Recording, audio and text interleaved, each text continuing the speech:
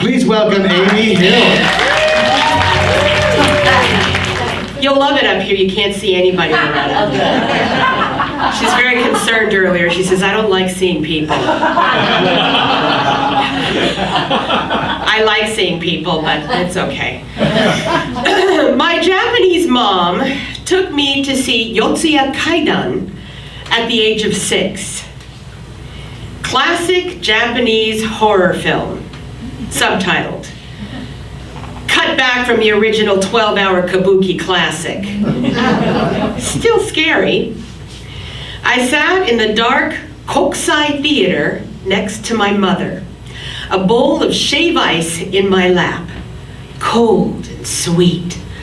The only place they served shave ice in Seattle, as far as I knew. Sometimes we'd bring rice balls or rice crackers, but we never bought anything but shave ice. This was the only Japanese movie theater in Seattle, in the South End, on Rainier Avenue. There's one Seattle person here. Thank gosh. Small and musty, it showed what would become Japanese classics. This was my mom's connection to her homeland and my introduction to great foreign films as art. Also, this was my connection to Mom. As the black and white movie began, I entered a world that was foreign and yet familiar.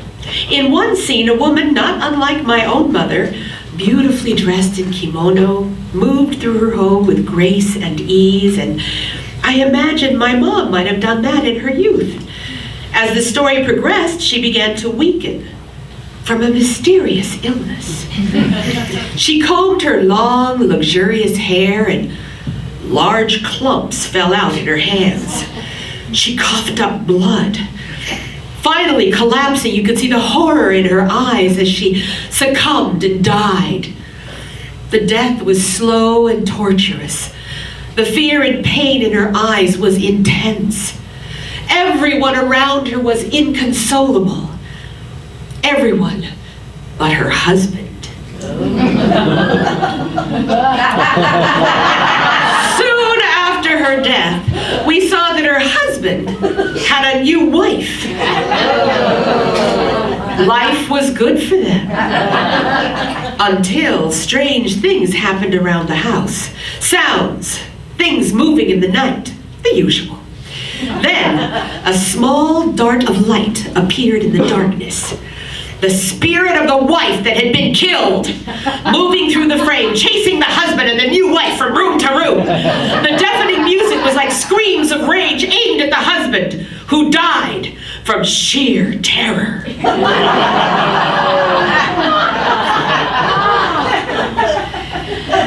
End of story. Except I couldn't sleep for weeks. A movie ticket was cheaper than a babysitter. The therapy I'd need afterwards was not.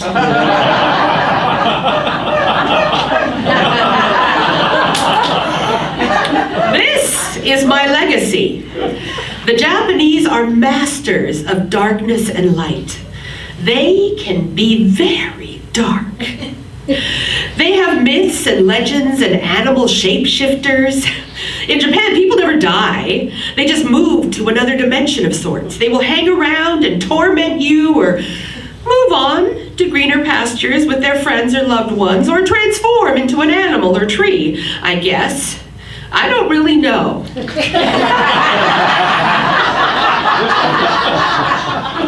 When my dad passed, my mother dreamt he visited her every night in black and white.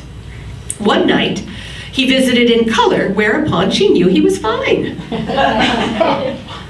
Years later, he returned with his new wife. Yes, a new wife. A blonde. So I guess he hadn't quite resolved his issues, or my mom hadn't. He lived in the parking lot behind her apartment in San Francisco for several years with his new wife and children in a van. Well, what I'm most fascinated by is my mom's matter matter-of-fact reporting of these events.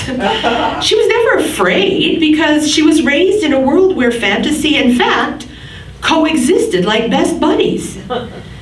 If you've seen Miyazaki films like Totoro or Princess Mononoke or Castle in the Sky, spirits surround us and we easily travel amongst them. As she grew older, Mom would sometimes have hallucinations, possible chemical imbalances when she would have visitors in her room. A basketball team that she needed to cook teriyaki for. A basketball team, yeah. A Diane Sawyer interviewing the First Lady. Tiny acrobats doing tricks on the ceiling. My brother living under the bed next to her at the nursing home. The front page of the paper naming me the highest paid actor of the year. With a deal to do a movie with the famous kabuki actor. Nothing seemed out of the ordinary. However, she was always lucid enough to not tell medical personnel about any of this because she didn't want them to think she was crazy. I never thought she was crazy. She seemed happier when she was hallucinating. At least she had company. She had created a world of wonder filled with fascinating, exciting people. What was the big deal? If she was happy and safe, then I was too. I would be terrified if I saw the things she did. I'm only half Japanese. I can't see scary movies, especially if I think there's any possibility of them existing in my world. No answering the phone while babysitting. No checking on sounds in the middle of the night. No looking behind me as I walk down a dark street at night. No driving down Fountain. No parking in a deserted lot. No drinking a beverage made by my suddenly attentive husband. Why? I often find myself in fear, unreasonably, unlike my mother. I know what scares me, and I try to avoid those things. Unfortunately, what scares me now, there's no avoiding. I have no control. I'm deep in the hole of parenting a 16-year-old. She's not afraid of anything. I'm told this is typical of teenage mentality. It's been a while since I was a teenager, so I depend on this scientifically proven phenomena. The other night, my teenager wanted to hang out with some friends, including one who lived in the South Bay, who she hadn't seen since middle school. They were going to meet up at King Middle School in the neighborhood around 7 p.m. for an hour or so. Well, you know, our neighborhood is sketchy at best. We live in Silver Lake. Thugs and hipsters living side by side. Seriously, people get shot and mugged, while down the street, 20-somethings are waiting in line for the latest craft brewed coffee.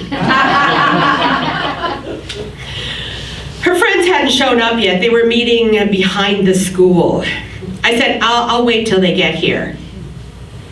Penelope, my daughter, was horrified. Not by the darkness or a deserted street corner, but by my suggestion of waiting with her. You don't trust me. I trust you, just not this neighborhood. Nothing's going to happen, Mom. I'm not leaving you alone in the dark. I'll FaceTime a friend, so I won't be alone.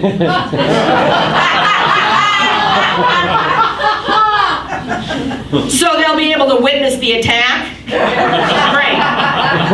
It's not funny. Do you see me laughing? I'm serious. Stop! You don't get it. I'll be fine. We're going home, sweetheart. My daughter's smart. She's in the gifted magnet at John Marshall High School. But sometimes I can't believe what comes out of her cute little pie hole. Yeah, right. Her friend will reach through the iPhone and disable her attacker. Maybe there's an app I'm not familiar with. The shapeshifter pal will transport along transponders in a data network and appear before the first blow lands. Oh, I recollect the sweet baby lying by my side at 4 pounds 6 ounces, breathing gently, her life in my hands. And I am jolted by the young girl sitting beside me in high-waisted jeans and a navy crop top from Paxson, clenching her iPhone and making no sense. Has my mom come back to haunt me by inhabiting my daughter, prompting these loony scenarios?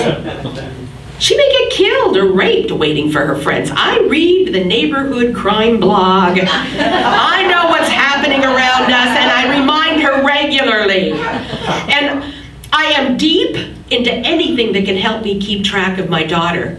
I'd like to hide a body camera on her. I use the Find My Friend app. Judiciously, but I use it. I have a video camera at the front of my house now to see her and her friends' comings and goings when I'm out of town. I've checked her Twitter. Of course, she's blocked me, so I have to go through her friends' Twitter accounts, responding to her tweets, sort of through the back door of Twitter. I'm not stupid. Is this a violation? Until she's 18, no. I know I must let go. Slowly. When she was that tiny baby lying beside me, I promised I'd keep her safe. I didn't know how hard it would be to let go. And I didn't know how scary the world would be to let her loose in. Thank you.